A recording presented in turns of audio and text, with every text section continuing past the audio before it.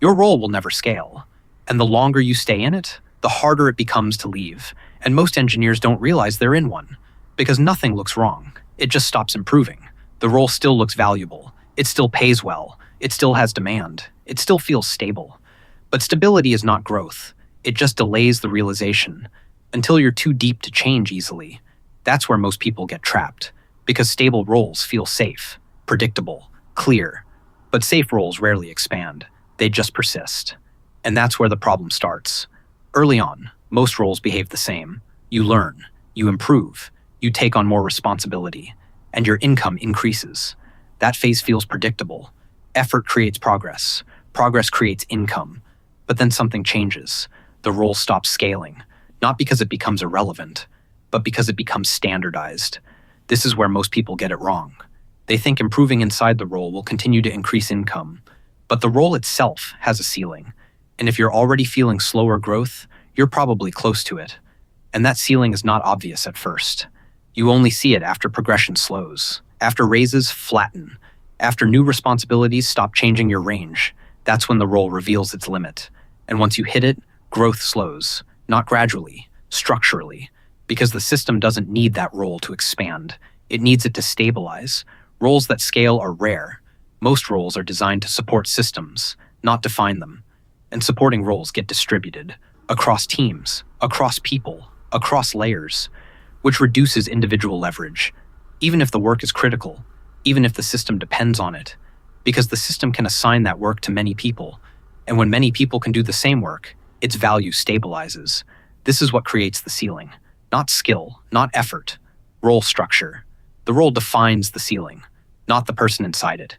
You can improve inside the role, but you can't expand what the role is designed to do.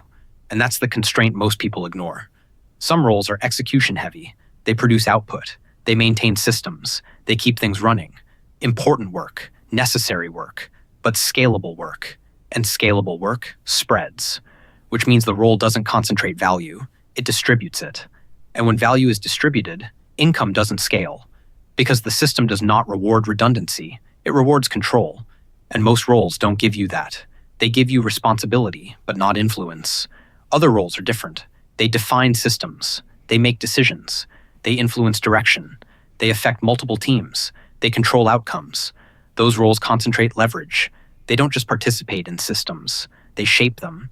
They influence how work is assigned, how decisions are made, how outcomes are defined. And that difference changes everything. But most engineers never move into them.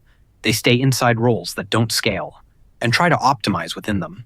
They become better, faster, more efficient. But efficiency inside a limited role does not remove the ceiling. It just makes you reach it faster, which creates a false sense of progress. You move quickly, but only until you hit the limit sooner. And once you reach it, there is nowhere else to go inside that role. There is also a visibility problem.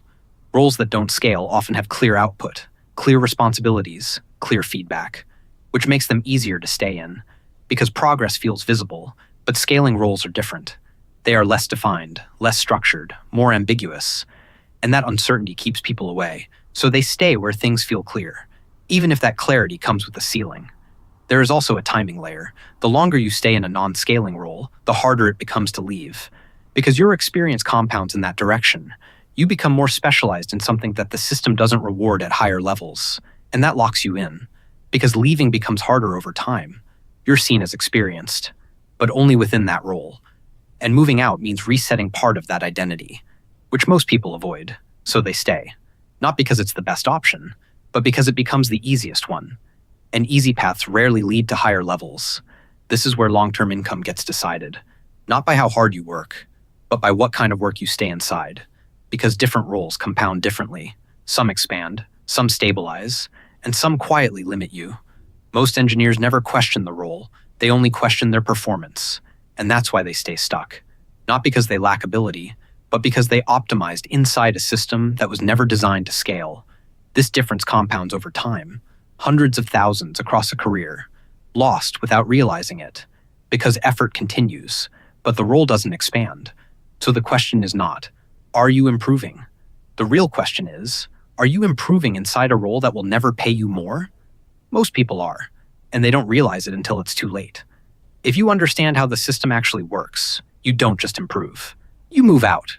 You move toward roles that concentrate leverage, because that's the only place where income actually scales. If you want the full system behind this, it's in the description.